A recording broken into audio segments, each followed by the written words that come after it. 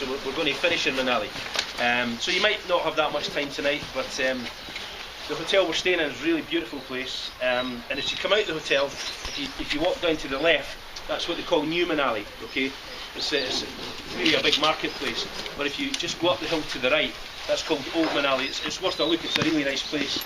There's a big river up there, and it's the start of the Beas River, the Bias as they call it. And that's the source of it. There's some beautiful waterfalls. Like I say, I don't know how much time you're going to get tonight, but certainly when we come back. But Manali's a really good place. Normally, like I was explaining to a few people, we're doing the first part of this route in reverse. So this is normally our last days that we're here, and we have a day off in Manali. So yeah, and I know a couple of you guys are staying on, but you're definitely choosing the right place. If you just look over, guys, you can see the part of the Himalayan range. Just to give you an idea of scale, those peaks that you can see from here are roughly about 100 miles away. There is one that sits behind it. You can't see it because of the cloud, but there is a point from just up over there that we go to. We don't have time to do it today, where you can see one that sits even further behind. Sam knows the actual names in the mountains themselves, the names of the peaks, but there's one behind it which is about 120 miles away, and on a clear day, I mean, it looks, 5 miles away. It's just so clear. So just gives you an idea of the scale of the place. When we leave here today, we're just going to go back out this little dirt road, okay, down the bottom of the road and take a left the way we came in, and then we're going to come back to the main highway, okay. We'll mark it, but take the right fork, okay, down the hill, and then we go past the petrol station where we all fueled last night. We're still on the main Indo-Tibet highway. We're going to stay on this highway for about 35 kilometres, and it might be quite busy. It is a good road, guys. It's a good biking road, so please take your time. Don't get too carried away. Trucks coming up will be cutting the corners, so will buses. And on right-handers, guys, don't be tempted to cut through the corner if you can't see through it. Okay, try and stay over to the left, because you will get vehicles overtaken, and maybe even 2-3 abreast. But remember, nothing on these roads travels that fast, so even if someone is coming up the hill or someone's coming down, generally, if they meet each other head on, they just brake. If you're on the bike, you're committed into a corner, you've nowhere to go, so please take it nice and easy on this main stretch of highway. And then we'll mark it about 35 kilometres, we take a left, we actually turn back on ourselves, and it's at a place called Sanj. It's not signposted, so you'd never see it, but we will have it marked. And then we're going to head to a pass which is about 3,300 metres, a pass called Jaluri Pass. Again, I've done the route both ways many times, but we're doing it in reverse. So when we get to the top of that pass, we're doing the easy bit first. And we'll have a little chat once we get to the top. We'll stop there for some food. We can get omelettes and rice and hopefully some Maggi noodles. But on the way down, it's very, very steep, and I just want you all to be very, very careful, because when you're coming down, there's a drop right off the other side, which is really you need to be on the left. But probably coming down there, some of you might want to stay to the right-hand side, okay, because there is quite a drop off the edge, and if you get it wrong, some bits are very, very steep. And believe it or not, it's a bus route, and what's happened is when the buses run up that road, it's easier to go up it than it is to come down it, and a lot of the road is actually on rock, so the rock's quite slippy, okay. I mean, it's not treacherous, but you guys need to be aware of it. But we'll be stopping first, and I'll give you a reminder, and then we're going to head to a place called Ott, where we'll do another regroup. I don't know if you looked at the website. There's a picture on the website of like a lake. There's a tree in the middle.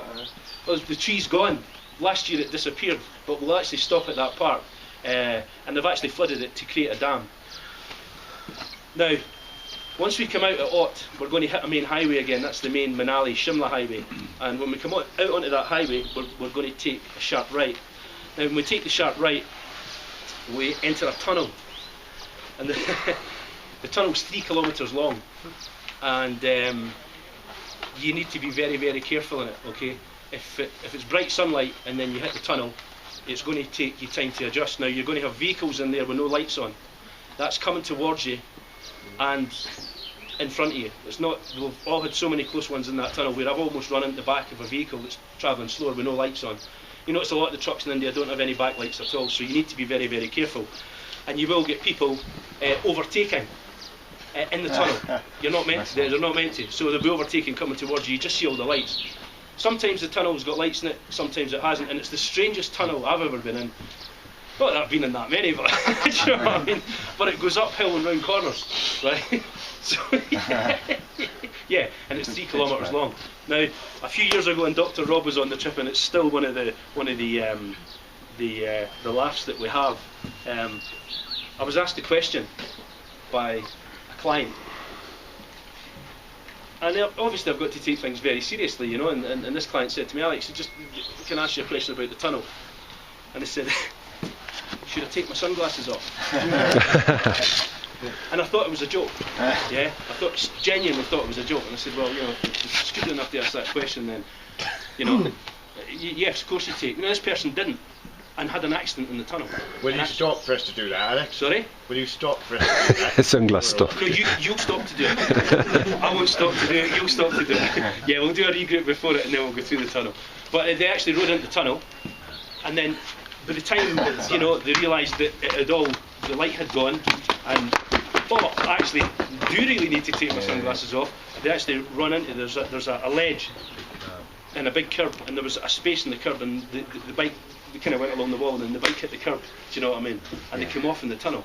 I mean, to come off, somebody will just run over you, you know. So please, get your sunglasses off. Do you know what I mean?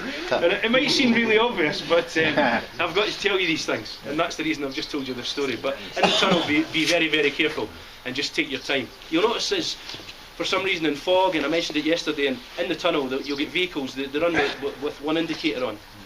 It's almost like hazard lights or whatever. It's just a means of them saying that the vision's not very good or whatever. If you know you're behind a vehicle, you don't want to overtake it, then don't overtake it. Okay. We did have a very, very close one last year. Last year, where there was one of the clients was going through the tunnel, and he could see a light coming towards him, and he thought, what is it? You know, and it was at a strange height. Of course, he didn't. You know, you're quite disorientated in there, and what it was a JCB, and the light on the JCB was on the other side of the cab, up high. But what it had on it was a really wide, like a muck shifting bucket, and it was actually over his side of the road. And for some reason, just at the last minute, his headlight just picked up the bucket. You know, so it's nothing. There's no. It's okay, right? But just be very, very aware when you're going through the tunnel, because it can disorientate you a bit. It's a bit like a PlayStation game. And then we're just going to head all the way into Manali. I would imagine we're going to get into Manali tonight round about between 5 and 6 o'clock. Okay, but we're going to take our time. We've got loads of time, and when we hit that main highway, it's really, really nice. The forecast at the moment, as far as I know, is heavy rain in Manali. So, but that's normal. Manali's about 2,000 metres, so we're actually going down, staying a little bit lower tonight. And just one thing, guys, when we get to Manali tonight, if I can collect 2,000 rupees from everybody, because what we'll do is we'll send the truck out tonight and get all the fuel filled, so we're ready. We don't want to do it in the morning. We need the truck to travel with us. So if you can find me at the hotel, or I'll come looking for you. There's There's ATMs in Manali. Yeah, if you need to draw money, guys, you'll get it in Manali. Yeah.